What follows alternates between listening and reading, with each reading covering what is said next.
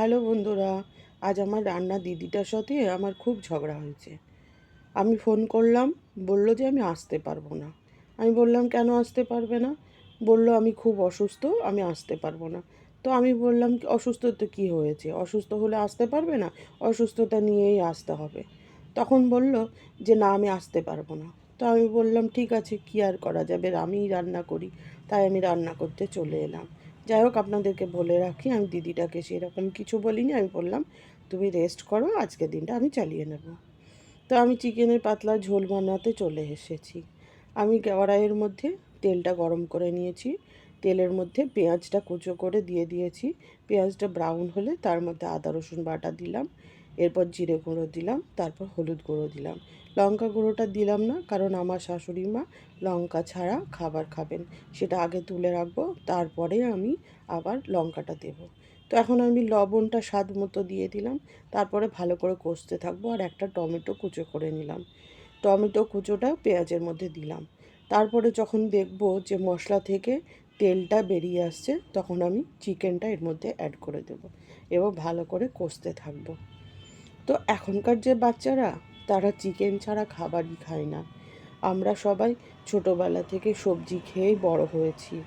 আমরা চিকেন খুব একটা খেতাম না, কিন্তু এদের এখন দুবেলায় চিকেন হলে খুব ভালো হয়। আমার মেয়ে তো দুবেলায় চিকেন খায়, ও সবজি খাই না। মাছ তো কবে খেয়েছে সেটা ভুলেই গেছে হয়তো।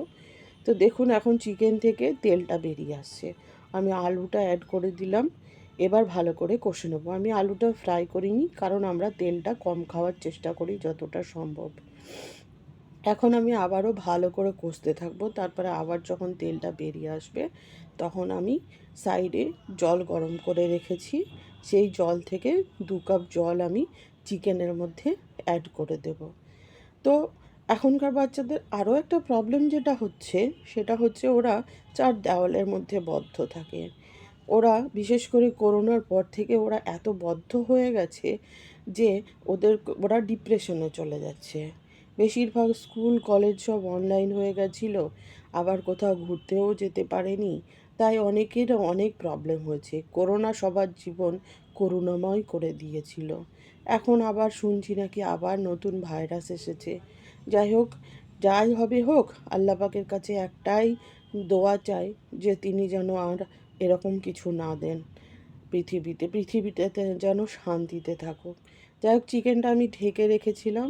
প্রায় 15 মিনিট পরে আমি খুললাম, দেখলাম চিকেনটা আর আলুটা সেদ্ধ হয়নি, আরও একটু সেদ্ধ হবে। সেই কারণে আমি ঢাকনাটা দিয়ে দিলাম আবার। দিয়ে আরও প্রায় 5 মিনিট পরে আমি ঢাকনাটা খুললাম, দেখলাম চিকেনটা সেদ্ধ হয়ে গেছে। এখন আমি আমার শাশুড়ির জন্য চিকেনটা তুলে রেখে দিলাম, আর লঙ্কাটা অ্যাড করে দিলাম। তারপর ভালো করে ফুটিয়ে নিলাম, কারণ কাঁচা লঙ্কা গুঁড়ো থাকলে সেটা একটু বেশিই ঝাল লাগে, সেই কারণে আরও ফুটিয়ে নিয়ে ঢাকনাটা দিয়ে দিলাম। এরপর গরম গরম সার্ভ করব।